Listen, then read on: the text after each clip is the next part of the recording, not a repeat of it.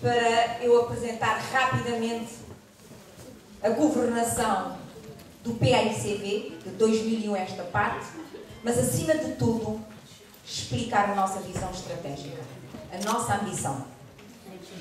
Eu acho que este momento eleitoral é único.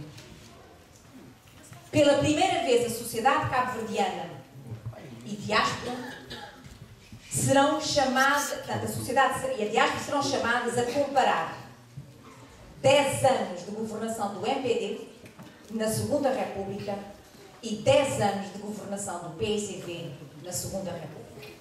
Não tinha acontecido antes. Esta é a primeira vez. E eu, muito rapidamente, eu espero não ser muito fastidiosa, porque eu não consigo explicar estas coisas sem alguma tecnicidade. Se por acaso eu começar a entrar no meu mundo das finanças, por favor, levantem o cartão vermelho. Paro, resento, muito e continuo. Ok?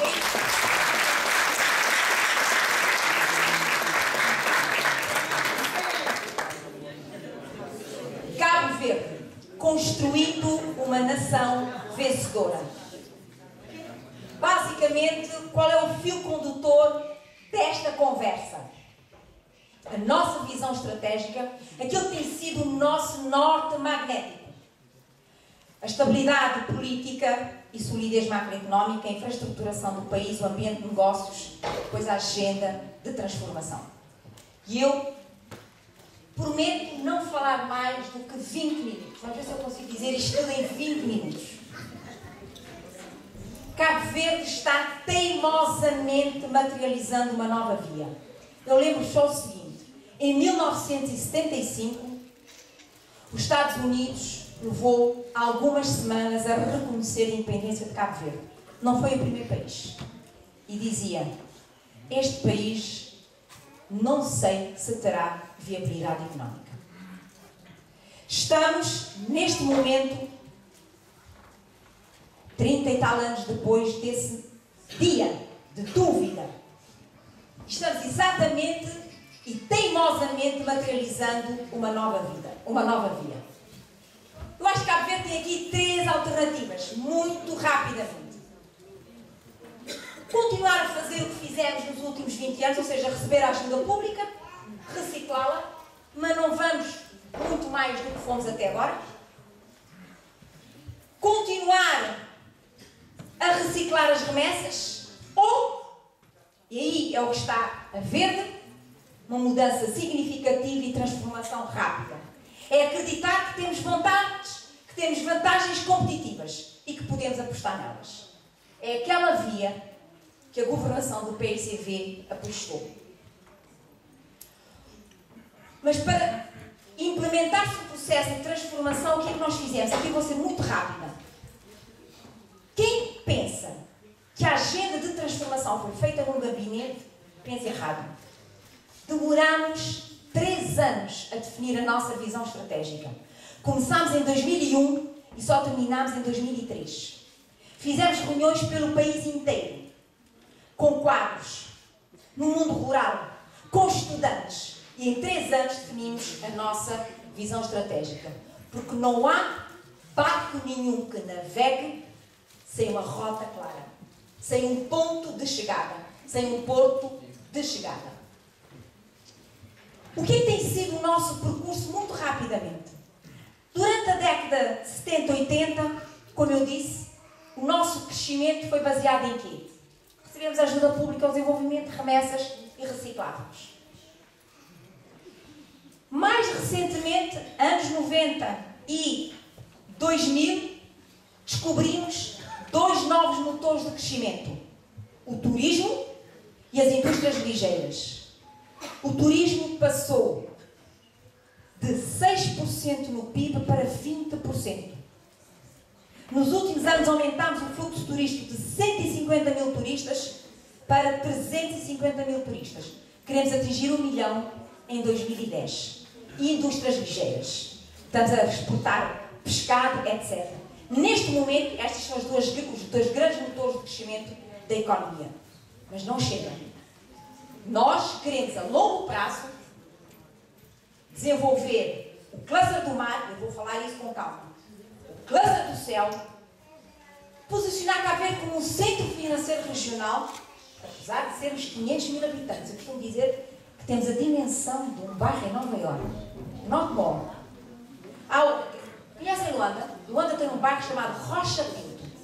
Rocha Pinto é maior do que Cabo Verde. Rocha Pinto tem 1,5 milhões de habitantes. Nós somos 500 mil, mas queremos afirmar-nos como centro financeiro regional. E por último, o cluster das novas tecnologias de informação. Ora, nós temos uma certeza que o único caminho para atingir o crescimento económico sustentável é erradicarmos a pobreza e transformar a economia. Não é por acaso que nos últimos 10 anos o índice de pobreza em Cabo Verde baixou de 36,7 para 24. Não é por acaso que Cabo Verde é dos países africanos que seguramente atingirá os ODM, os Objetivos de Desenvolvimento do Milénio, em 2015. Mas qual é o nosso ponto de partida para toda esta ambição? Qual é o nosso ponto de partida para toda esta ambição? Para toda esta visão estratégica? Acharmos que podemos, que fazemos e que podemos. O nosso ponto de partida é a nossa posição geoestratégica. Nós temos que meter na cabeça. Eu costumo dizer que temos que tirar um chip e meter outro. Nós, cabo-verdianos, Cabo Verde, nós somos mais mar do que terra. Nós somos 800 mil quilómetros quadrados de mar e só 4 mil quilómetros quadrados de terra. E é este o nosso ponto de partida. Vejam. Ali Cabo Verde. Estamos a 3 horas e meia do continente europeu, a 3 horas e meia do continente sul-americano, a 4 horas e meia, 5 do continente americano e a 1 hora e meia do continente africano. Esta posição é um ativo incomensurável para Cabo Verde. É a nossa posição geoestratégica, as rotas que podem daqui ser identificadas. Mas muito bem, para alavancarmos a nossa posição geoestratégica, ou seja, para aproveitarmos económica, social e culturalmente a nossa posição geoestratégica, há 3 coisas que temos que fazer. E temos que fazer bem. A primeira, estabilidade política e solidez macroeconómica. A segunda, infraestruturação convicta do país. A terceira, construir um ambiente de negócios competitivo. Comecemos pela estabilidade política e solidez macroeconómica. Desculpem, mas nesta altura eu tenho que ir à década de 90. Porque a diferença é enorme. Nesta matéria, a diferença entre nós e eles, entre o PICV e o EPD, a diferença é enorme. E os dados estatísticos, não sei o que digo. Não é o Primeiro-Ministro que diz, não. São os dados estatísticos do Fundo Monetário Internacional que dizem, rapidamente. A década de 90 foi caracterizada por uma profunda derrapagem orçamental. Em 2001, quando o PICV assumiu o poder, minha gente, o buraco financeiro era cósmico. Cósmico. Só para vocês terem uma ideia. Porque eu acho que a sociedade cabo-verdiana, a nossa memória, tem que guardar esta informação. Dívidas às empresas petrolíferas, 1.500.000 contos. Dívidas de despesas de funcionamento, 522 mil contos. Dívidas de despesas de investimento, 200 mil contos. Atrasados da dívida externa, 940 mil contos. Atrasados em termos de bolsas de estudo de transferências, 250 mil contos. Devíamos a Portugal, no âmbito do acordo cambial, 30 milhões de euros. Totalizava 6 milhões e 700 mil contos. Tínhamos perdido a credibilidade, porque deixámos de servir a dívida externa. Cabo Verde estava sob sanção do Banco Europeu de Investimento, do FIDA, do Banco Africano de Desenvolvimento e do FAD, e outros financiadores. O déficit tinha atingido 19,5%. Muito, mas muito superior do que é agora. Por isso é que eu não entendo a guerra que fazem com o déficit neste momento. Muito superior. O déficit em 2000 era muito superior do que é agora. 19,5%. A dívida total em relação ao PIB era muito, mas muito superior do que é agora. 107,7. O que é que nós fizemos em 2001? O que é que o PICV fez? 2002, 2003, 2004, recupera-se a estabilidade macroeconómica. Há aqui uma frase do primeiro-ministro que eu cito. Recupera-se a navegabilidade da nação cabo-verdiana. A primeira coisa que fizemos foi diminuir o déficit, retomamos os pagamentos ao serviço da dívida, resgatamos a credibilidade internacional. Aí chegamos a 2004.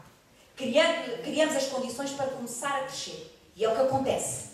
2004 crescemos a 4,3, 2005 a 6,5, 2006 a 10,1, 2007 a 8,6. E aí estão as médias para dizer. 2001, 2008 a média de crescimento foi de 6,4, 2004, 2007 7,4, 2006 7, 8, foi de 8,2%. Mas, mesmo quando comparamos em termos internacionais, e comparamos com os países de rendimento médio, já não com os países menos avançados, com os países de rendimento médio, nós também fizemos uma boa gestão. Vamos ver rapidamente. Cabo Verde, no período 2004-2008, cresceu em média 7%. Vejamos a média da África subsaariana para estes países de rendimento médio. 4,6%. Nós crescemos acima. Botsuana, 4,1%. Crescemos 7%. Lesoto, 3,3%. Cabo Verde cresceu 7%. Maurícias, 4,3%. Cabo Verde cresceu 7%. Seychelles, 6,3%. Cabo Verde cresceu 7%. Quando começávamos a descolar, mas é isto mesmo. A história é simples. Esta, como eu digo, a história da carochinha é simples. Recebemos o país em falência. Arrumamos a casa 2003-2004. Criamos as condições para começar a descolar em termos de crescimento económico. Vejam-se pelas taxas. E o que é que acontece? Bate a crise internacional. E aqui está. 2005-2009. Vejam que a partir do último trimestre de 2008 e durante todo o ano de 2009, vejam o que aconteceu ao investimento direto estrangeiro. Cai.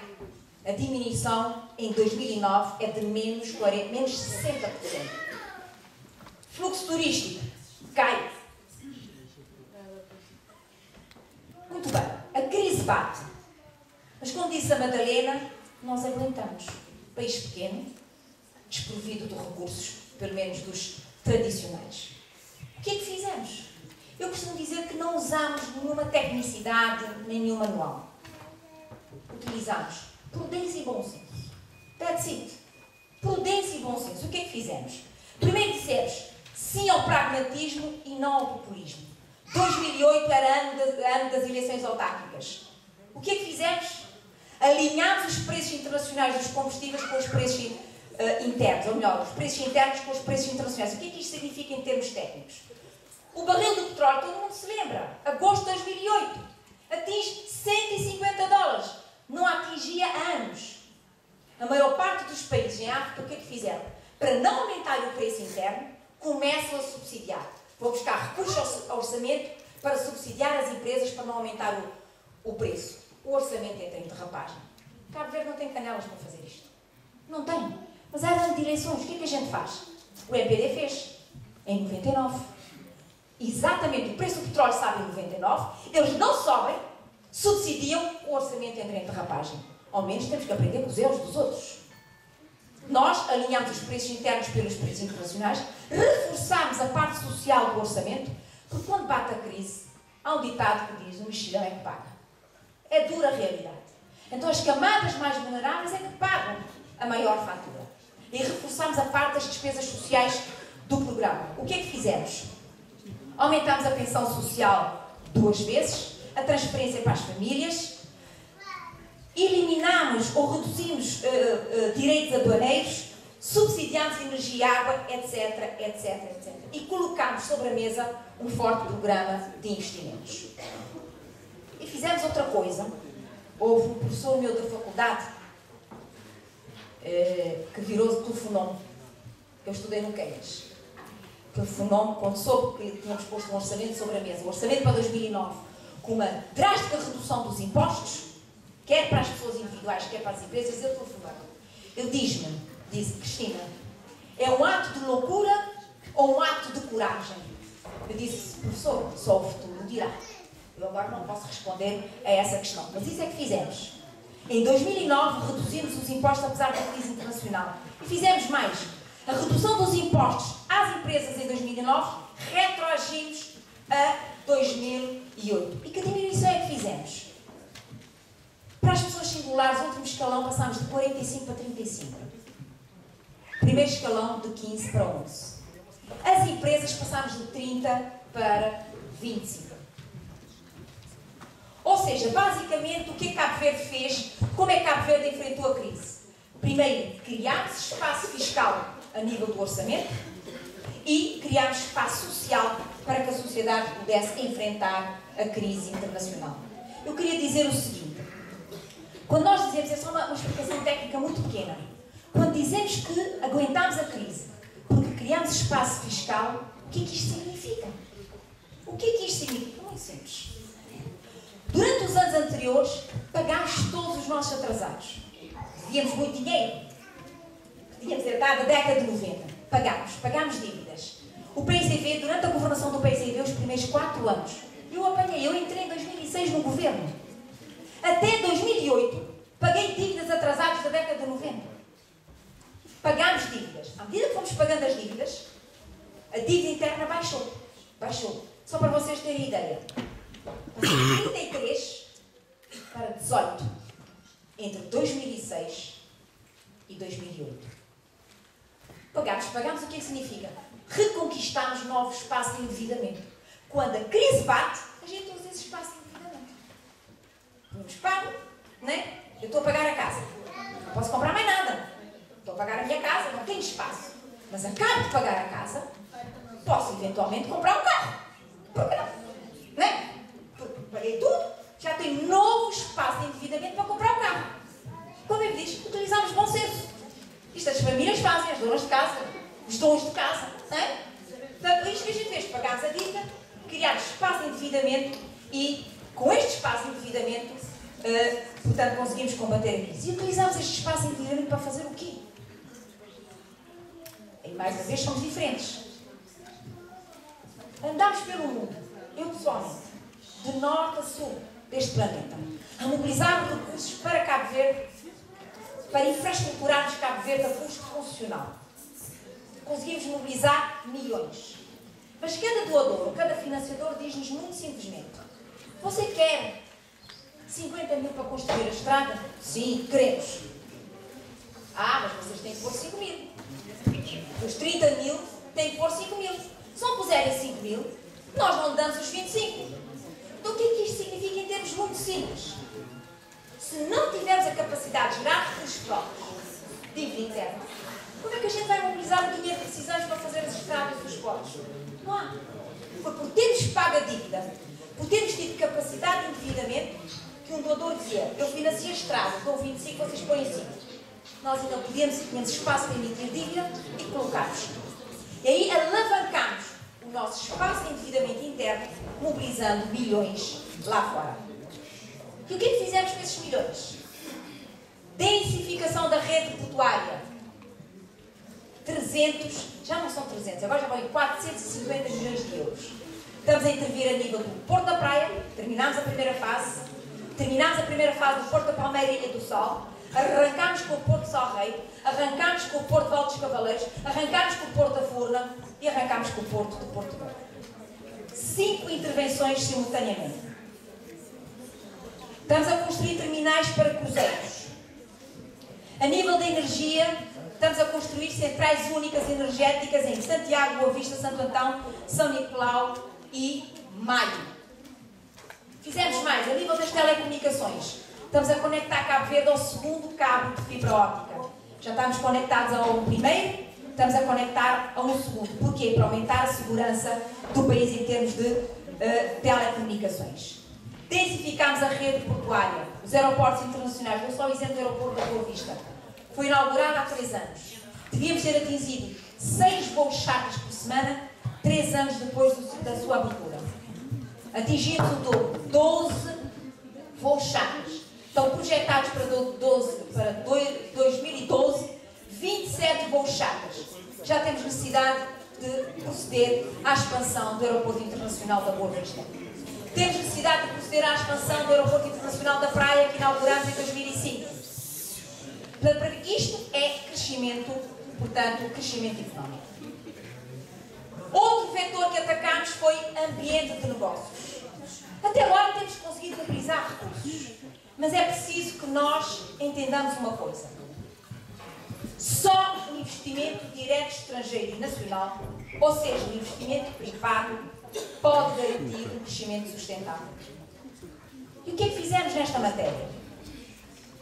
Em termos de construir um bom ambiente de negócios, para além da redução da carga fiscal, nós temos vindo a ser reconhecidos a nível mundial. Em termos de boa governação, número 2 em África, em termos do índice de democracia, o 34º no mundo, em termos do Freedom House, em termos das liberdades económicas e civis, estamos nos 8 primeiros lugares, e em termos também das liberdades económicas. Do ponto de vista das pequenas e médias empresas, temos um indicador muito bom em termos de produtividade. Comparem o vermelho com os outros amarelos. O vermelho é, digamos, Cabo Verde. Ali temos a taxa média efetiva. Também somos bastante, portanto, competitivos. Ou seja, estamos a investir também num bom ambiente de negócios. Mas vejam, estabilidade macroeconómica, estabilidade política, infraestruturação convicta do país e bom ambiente de negócios para chegar aonde? Onde é que queremos chegar com estes 3 pilares que eu aqui mencionei? Nós queremos transformar Cabo Verde num centro internacional de prestação de serviços. Eu costumo dizer que queremos transformar Cabo Verde nas Maurícias da África Ocidental. E para isso identificamos os 4 clusters. O cluster do mar, o cluster do céu, o cluster TIC e o cluster financeiro. Estes são os 4 pilares da nossa visão estratégica. Mais uma vez, para alavancarmos a posição geoestratégica de Cabo Verde. Porque com esta posição, Cabo Verde pode se transformar num centro internacional do transporte. Estamos neste momento numa política de aproximação e conversação com o Brasil, plataforma de montagem e transformação industrial para reexportação para o mercado regional e também uma plataforma de indústria ligeira.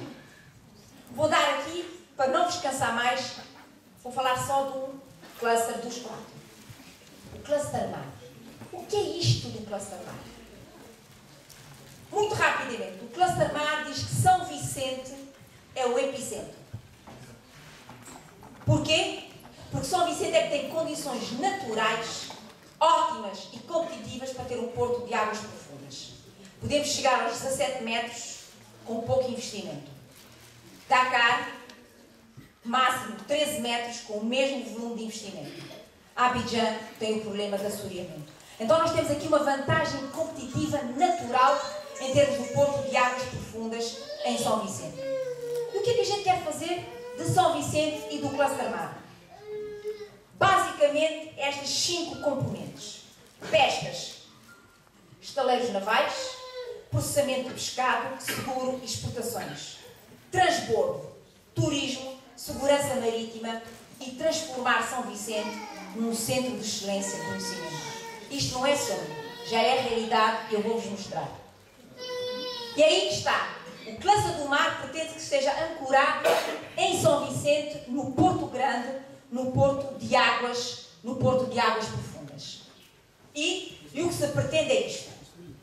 Mas o cluster do mar, para nós o construirmos, temos que mobilizar parcerias.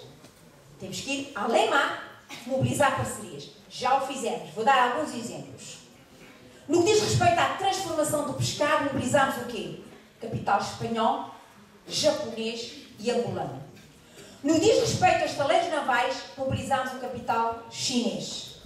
No que diz respeito ao Porto Grande, Porto de Águas Profundas, neste momento estamos já recebemos a manifestação de interesse do Banco Africano de Investimentos e do Banco Europeu de Investimentos interessados em financiar o projeto. Estamos a estabelecer uma parceria com o Brasil como mercado emissor dos contentores e uma parceria com a Maersk como operadora no negócio. Mindelo, Centro de Investigação Oceanográfica. Quando a gente diz Mindelo, Centro de Investigação Oceanográfica, dizer, aquela está a sonhar. Aquela está claramente a sonhar. Não estou. Porquê que eu vou terminar só com isto? Porquê que a gente fala deste potencial da investigação oceanográfica e atmosférica a partir de Cabo Verde? Aqui está a resposta. O que é isto? Porquê que Cabo Verde tem este potencial em se transformar num centro de investigação oceanográfica naquela região? Vocês sabem que estas linhas pretas, vou-vos dizer, Cabo Verde. Isto são todas as tempestades, os tufões, que são originados em Cabo Verde e que desembocam, atravessam o Atlântico e vão desembocar no outro lado da América do Norte. O que é que acontece? O facto de ter o ponto de origem em Cabo Verde tem despertado muito interesse da comunidade internacional. Porquê que Cabo Verde está na origem, digamos, destas tempestades? Passo a expressão. E nós já temos aqui, nesta matéria, estamos a cooperar com estes países. Com a Inglaterra, a Alemanha, os Estados Unidos, Holanda, França. São os países que, neste momento, estão altamente interessados, eles reconhecem mais-valia em Cabo Verde na montagem deste Centro de Investigação Oceanográfica. É uma coisa que começámos recentemente, como podem ver, em 2006, tão somente em 2006, e, de facto, já temos algumas propostas muito interessantes. Portanto, o Cluster do Mar é um dos clusters que pretendemos desenvolver para transformar Cabo Verde num centro internacional de prestação de serviços. E, como eu disse, portanto, o Cluster do Mar tem o seu epicentro em São Vicente. Agora espero que entendam porque que Cabo Verde está a investir em 6 portos marítimos. Não é por acaso. Toda a infraestruturação do país que estamos neste momento a fazer está perfeitamente enquadrada nestes 4 clusters. Por exemplo, o cluster financeiro. Eu disse há bocado, somos 500 mil habitantes. Como é que podemos ter a pretensão ou a ambição pela positiva de se transformar num centro financeiro regional? Como é possível? Muito simples. Na África Ocidental, nós temos 3 praças financeiras que estão a ganhar consistência. Temos Accra, Lagos e Abidjan, com o vai e vem, por causa da instabilidade. Há uma regra no sistema financeiro internacional que diz: as instituições financeiras que estiverem nessas praças têm que ter os seus sistemas de segurança fora, por uma questão de segurança, os seus sistemas de backup. E têm que colocar em que países, com que características? Países com segurança, com estabilidade política, com quadro económico ou macroeconómico consolidado e que tenham, nos últimos anos, investido em capital humano. Minha gente, é Cabo Verde. Foi exatamente o que fizemos nos últimos anos. Investimos na segurança, na estabilidade política, na consolidação macroeconómica e no capital humano, para exatamente posicionar Cabo Verde como um centro financeiro regional.